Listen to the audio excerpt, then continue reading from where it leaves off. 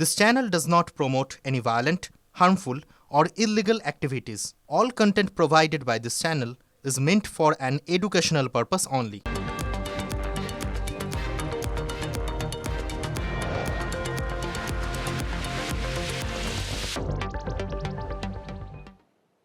TV 9 বাংলায় স্বাগত। Bengal breaking a আপনাদের সঙ্গে রয়েছে আমি শর্মিষ্ঠা, আর আমার সঙ্গে রয়েছে আমি রয়েছি তনিষ্ঠা আপনাদের সঙ্গে। তনিষ্ঠা, কথায় তো বলে যে পথই পথ দেখায়, সেরকমই কিছু ঘটনা আপনাদের সামনে তুলে ধরবো। চন্দ্রকোনায় তেমনই কিন্তু একটা ঘটনা ঘটছে। 15 বছর ধরে রাঙামাটির মানুষ পথের দাবি করছে, কিন্তু পথ তো মেলেই। তাই গ্রামের সবাই কি করেছেন জানেন? ভোটের আগে ভোট বয়কটের পথ বেছে নিয়েছে। রাঙামাটিতে নেতাদের পথ এখন বন্ধ। গ্রামের নাম রাঙামাটি, জীবন মাটি আর কাদায় মাখামাখি। ভোটের মুখে বৃষ্টি বাস্তবটাকে আরও সামনে নিয়ে এসেছে। প্রার্থীরা প্রচার করতে এলে গ্রামের মানুষ চোখে আঙুল দিয়ে দেখাচ্ছেন জীবনের হাল। বাচ্চা হোক বা বুড়ো, রাজনীতি তাদের শুধুই প্রতিশ্রুতি দিয়েছে, হবে, ঠিক হবে, কিন্তু বছরের পর বছর কিছুই হয়নি। জীবনটা এভাবেই ব্রেক কষে কষে চলছে। যাতায়াতের প্রচন্ড সমস্যা, রোগী নিয়ে যাওয়ার সমস্যা, বাচ্চারা স্কুল যেতে পারছে না। আমাদের খুবই সমস্যা। আগামী যে বর্ষাকাল আসছে, এতে যাতায়াতের অযোগ্য হয়ে দাঁড়াবে। চন্দ্রকোনা বিধানসভার রাঙামাটির গ্রামের দেয়ালে যত না ভোটের রং লেগেছে, তার থেকে অনেক বেশি লেগেছে সাদা কালো একটা কাগজ, যাতে লেখা রাস্তার জন্য ভোট বয়কট। 50 থেকে 60টি পরিবারের স্বর খুব গরম। সমাধান প্রকল্পে যে 10 লাখ টাকা এসেছিল, আমাদেরকে বলেছিল যে তোমাদের ওইটা করে দেবো, কিন্তু কোনো কাজ হয়নি। রাস্তাটি করে দিতে হবে, নাহলে আমরা ভোট দিতে যাবো না, আমরা ভোট বয়কট করব। 2016 থেকে চন্দ্রকোনা কেন্দ্র তৃণমূল কংগ্রেসের দখলে। 2021-এ জয়ী বিধায়ক অরূপ ধারাকে এবার প্রার্থী করেনি তৃণমূল। জোড়াফুলের নতুন প্রার্থী সূর্যকান্ত দলুই। 2024-এ লোকসভা ভোটে 8000 ভোটে লিড পেয়েছিল তৃণমূল। বুথ ধরে ধরে ভোটের অঙ্ক কষছেন নেতারা। রাঙামাটির ভোট বয়কটের ডাক সেই অঙ্ক গুলিয়ে দিচ্ছে না তো? তৃণমূল প্রার্থী বলছেন ভোটে জিতলে সবার আগেই রাস্তা করবেন। বিরোধীদের প্রশ্ন, এতদিন কেন হয়নি? মমতা বন্দ্যোপাধ্যায় নিশ্চিত চতুর্থবারের জন্য মুখ্যমন্ত্রী হচ্ছে, এবং প্রথম দফায় ওই রাঙামাটির ওই রাস্তা আমরা সার্বিকভাবে যে কিছুটা হয়েছে, কিছুটা বাকি রয়েছে, নিশ্চিতভাবে কমপ্লিট করব। বিশ্বাস ভরসা রাখুন মমতা বন্দ্যোপাধ্যায়ের উপর। আজকে 15 বছরের একটা সরকার থাকার পরও যদি তাদেরকে রাস্তার জন্য প্লাকার্ড হাতে ভোটের সময় পথে নামতে হয়, তাহলে এর থেকে লজ্জার কিছু হয় না। অবশ্য তৃণমূল কংগ্রেসের তো লজ্জা বলে কিছু বিষয় নেই। তৃণমূল মিথ্যে প্রতিশ্রুতি দেওয়া ছাড়া আর কিছুই তাদের কাজ নেই, তারা করে না। ভাঙা কাদা মাখা রাস্তায় সারা বছর জনতা গা বাঁচিয়ে চলে, কিন্তু জনতা যখন জবাব চাইছে, নেতারা গা বাঁচিয়ে চলতে পারবেন তো? রাঙামাটিতে যে নেতাদের পথ বন্ধ করার পথে। চন্দ্রকোনা থেকে অসীম বেরার রিপোর্ট, টিভি 9 বাংলা। দেগঙ্গায় জেতা ম্যাচকে কঠিন করে ফেলছে তৃণমূল। জোড়াফুলের ঘরের ছেলে মিন্টু সাহাজি আইএসএফ এর প্রার্থী হওয়ার পরই সমীকরণ বদলাচ্ছে। তৃণমূল প্রার্থী বলছেন আর একটা ভাঙড় করতে দেবেন না, তখন পাল্টা জামানত জব্দের হুঙ্কার আসছে। প্রাক্তন ও বর্তমান তৃণমূলের লড়াইয়ে আশায় বিজেপি। আমাদের দল থেকে চলে গিয়ে গদ্দার ডাক দিয়েছে দেগঙ্গাকে ভাঙড় করব। দ্বিতীয় আসন দেগঙ্গাই হবে, অর্থাৎ দ্বিতীয় ভাঙড় আসনের নিরিখে হবে।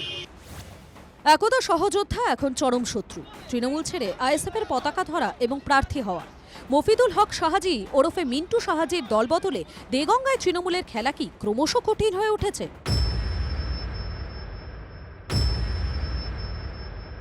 তৃণমূল প্রার্থীর বাড়তি দৌড়ঝাঁপে এই প্রশ্নটা উঠছে উত্তর 24 পরগনার এই জনপদে।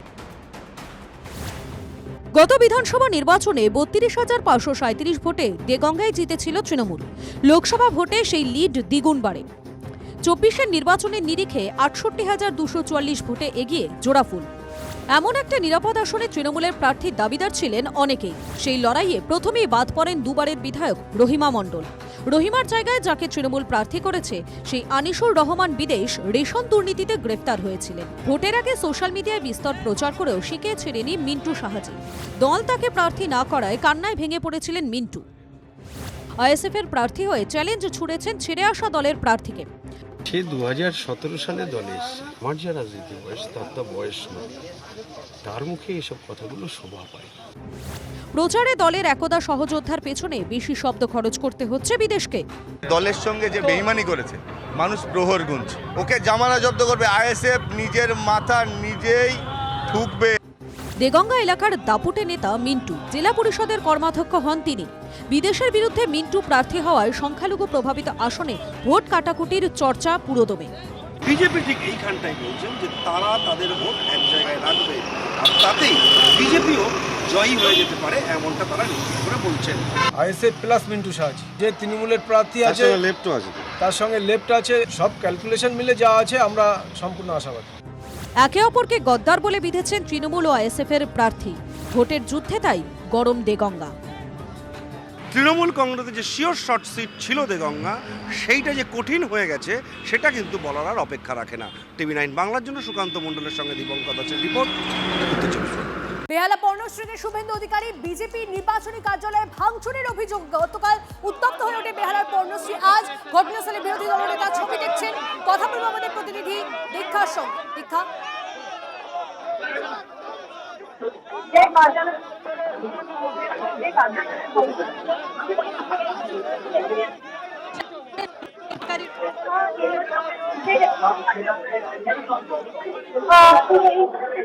তোমার কথা স্পষ্টভাবে শোনা যাচ্ছে না। আমরা কথা বলছি তোমার সঙ্গে, তবে এই মুহূর্তে ছবিও দেখা যাচ্ছে। দেখতেই পাচ্ছেন আপনারা, গতকাল বিজেপির কার্যালয়ে ভাঙচুরের অভিযোগ ওঠে এবং সেখানেই আজ শুভেন্দু অধিকারী। দীক্ষা, এবার শোনা যাচ্ছে স্পষ্ট? দীক্ষার সঙ্গে কথা বলবো আরো একবার। দীক্ষা, এই মুহূর্তে কি চলছে? দীক্ষা,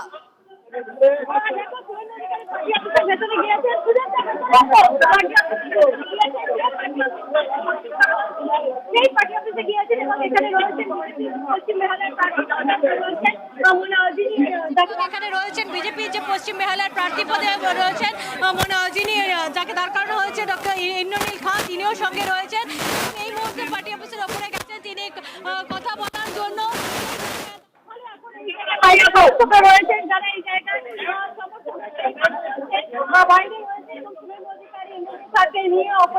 বোঝা যাচ্ছে। দীক্ষা, ধন্যবাদ। আপাতত এই মুহূর্তে ছবি দেখছেন আপনারা।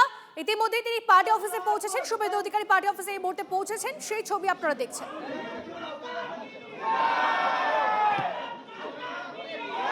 তনিষ্ঠা, বিধানসভা ভোটের আগে ফাটল শব্দটা বিভিন্ন সময় বিভিন্ন কারণে রাজনৈতিক দলগুলির কাছে অস্বস্তির হয়ে পড়ে।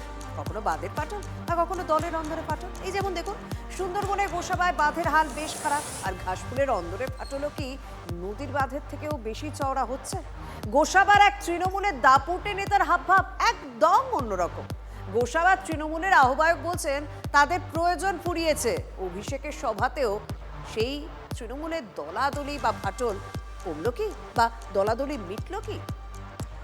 কয়েকটা অঞ্চলে কেউ কেউ ভাবছে তৃণমূলকে দুর্বল করবে, আমি তাদের চিহ্নিত করেছি।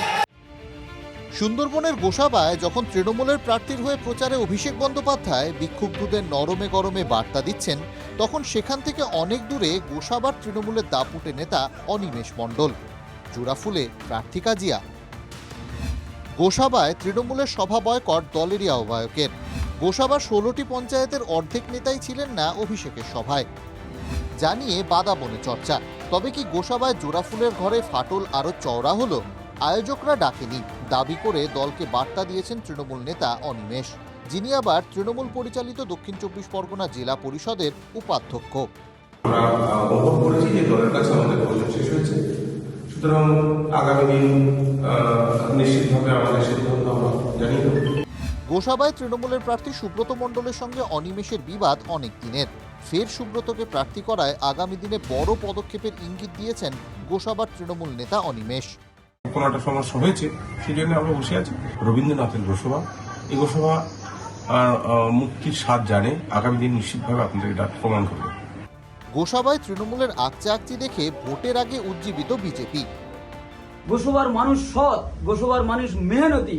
ফাঁকা মাঠ, গড়ের মাঠ যাকে বলে, এই ফাঁকা গড়ের মাঠে অভিষেক এসে গোল দেওয়ার চেষ্টা করেছে। ছোট ছোট দ্বীপ নিয়ে গোসাবা। ভোটের আগে কি আরো টুকরো হয়ে যাবে জোড়াফুলের ঘর?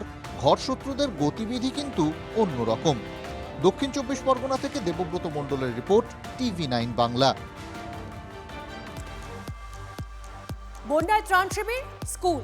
ভোটের সেনাবাহিনী থাকার জায়গা, স্কুল। ভোটের বুথ, স্কুল। ভোট প্রচারের মাঠ, স্কুলের পাশে। প্রচারে তারকা আসবে, বাড়তি পুলিশ আসবে। পুলিশ রাখতে ক্লাসরুম চাই। সরকারি স্কুলে তাই পরীক্ষাই বন্ধ, তাই কার? আকাশ থেকে টুপ করে নেমে এলেন, ধুলো উড়িয়ে সবাইকে মাতিয়ে দিলেন। উত্তর দিনাজপুরের ডালখোলার মানুষ রোজ রোজ তারকা দেখতে পান না, ভোট সেই সুযোগটা করে দিয়েছে। মঞ্চের পাশে কচি কাঁচাদের ভিড়, স্কুলের ড্রেস, হাতে পরীক্ষা দেওয়ার বোর্ড, এক ছাত্রীর তো চিৎকার করে অসুস্থ হওয়ার জোগাড়। সবাইকে ভালোবাসা ছুড়ে দেওয়া দেব কি জানেন, তার মঞ্চের পাশে যারা চিৎকার করছে আজ তাদের পরীক্ষা ছিল, তিনি সভা করতে আসছেন বলে পরীক্ষা বাতিল হয়েছে।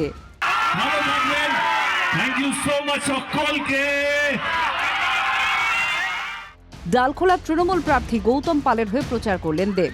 সেই প্রচার সভার জন্য স্কুলটাই বন্ধ করে দেওয়া হয়েছে। ফার্স্ট হাফে যে পরীক্ষা সেটা হলেও সেকেন্ড হাফের পরীক্ষাটি বাতিল করে দেওয়া হলো। কারণ কি জানেন? কারণটা হলো সাংসদ দেব আজকে এই স্কুলের মাঠে আসবে এবং তার জন্য প্রচুর পুলিশ ফোর্স এসছে, তারা সেই স্কুলে নাকি থাকবে। কি হলো, দিলি না পরীক্ষা? না, আজকে দেব আসবে, তার জন্য। দেব আসবে, তো পরীক্ষা হবে না? না। স্কুলে গেলে কি বললো? স্কুলে বললো স্যার আজকে হবে না। কেন দেব আসবে না। হবে না? এখন কোথায় যাচ্ছি? বাড়ি। প্রচারের মঞ্চ ভোট ভিত গড়তে পারে, কিন্তু মানুষের ভিতটা যে শিক্ষা গড়ে দেয়। পরীক্ষা হলো না? না, আজকে হলো না পরীক্ষা। ওই মাস্টারমশাইকে থানা থেকে চিঠি দিয়েছিল। কেন কারণ কি? কারণ ওই থানা থেকে রুম চেয়ে নিয়েছে। স্কুলের গেটের সামনে বাঁশের ব্যারিকেড, স্কুলের জানালা প্রার্থীর ব্যানারে ঢাকা। যে বেঞ্চে বসে পরীক্ষা দেওয়ার কথা সেখানে বসেই দেবের মঞ্চের দিকে তাকিয়ে ছাত্রীরা। কলেজ মাঠ, স্কুল গ্রাউন্ড, কলেজ এবং স্কুল চলাকালীন ব্যবহার বন্ধ আছে। এমসিসিতে ক্লিয়ার গাইডলাইন রয়েছে, এটা violation of model code of conduct. দেখুন, এখন সমস্ত বিষয়টাই নির্বাচন কমিশনের বিষয়, সবই নির্বাচন কমিশন দেখছে। পারমিশনটাও নির্বাচন কমিশনের থেকেই নিতে হয়, কেন উইদাউট পারমিশন কোনো কিছু হয়। মিনিট কুড়ি তারকা সফল, উন্মাদনায় ভাসিয়ে দিলেন সাংসদ অভিনেতা, আর সঙ্গে ভেসে গেল একটা পরীক্ষা। ডালখোলা থেকে বিশ্বরূপ বিশ্বাসের রিপোর্ট, TV9 বাংলা। গোফ চুরির অভিযোগে হেড অফিসের বড়বাবু অফিস মাথায় তুলেছিলেন। গোফখানা যদিও চুরি হয়নি, যদি চুরি হতো তাহলে বড়বাবু কি করতেন? ভোটের বাংলায় সেই উত্তরও পাওয়া যাচ্ছে, গোফের বদলে শুধু ছাতা চুরির অভিযোগ। আমার দুঃখ লাগে কোথায় জানেন? ছাতা দিলাম, ছাতাগুলো ঘর ঢুকে নিল। সাংসদ বলেন কি দলের কর্মীরা ছাতা চুরি করেছেন?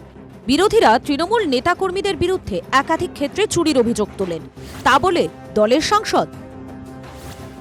এই সেই মনোনয়ন মিছিল, বেলুন আছে, পতাকা আছে, ছাতাও আছে, কিন্তু সাংসদ অরূপ চক্রবর্তীর দাবি যত ছাতা দেওয়া হয়েছিল মিছিলে তার অর্ধেকও দেখা যায়নি। যেদিন আমরা নমিনেশন ফাইল করতে গেলাম, সকালবেলায় সকলকে গেঞ্জি এবং ছাতা দিলাম, ছাতাগুলো ঘর ঢুকে নিল। পৌরসভায় কাজে লাগবে, ছাতাগুলো বেরোলো না, তৃণমূল করবে। আমরা ছাতাগুলো দিয়ে সুসজ্জিত করে যদি সভাটা করতে পেতাম, বেরিয়েছিল, অর্ধেক বেরোলো, অর্ধেক বেরোলো না। সাংসদ অরূপ চক্রবর্তী যখন এই কথা বলছেন, তখন স্টেজেই বসে তৃণমূলের আইনজীবী সাংসদ কল্যাণ বন্দ্যোপাধ্যায় একাধিক দুর্নীতি মামলায় রাজ্যের হয়ে সওয়ালও করে পরিস্থিতি সামলেছেন কল্যাণ। বাঁকুড়ায় ছাতা বিতর্ক কি তারও নজর কাড়ল।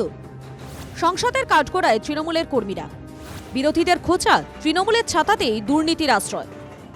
বলুন তো, এই দলের ডেজিগনেশনটা হচ্ছে চোর তৃণমূল। পশ্চিমবাংলায় আওয়াজ উঠে গেছে চোর তৃণমূল সরকার আর নেই দরকার। তো অরূপ বাবু বলেছেন, সে সত্য কথাই বলেছে, আমি ধন্যবাদ জানাই অরূপ বাবুকে। তিনি তো জানেন, তিনি তো ওই স্কুলের মাস্টার মশাই, হেডমাস্টার। যে দলটার মূল মন্ত্র হচ্ছে চুরি, বালি চুরি, কয়লা চুরি করে গোটা পশ্চিম বাংলাটাকে শেষ করে দিল, তারা ছাতা চুরি দেখে দুঃখ পাচ্ছে, এটা আমারই হাসি পাচ্ছে।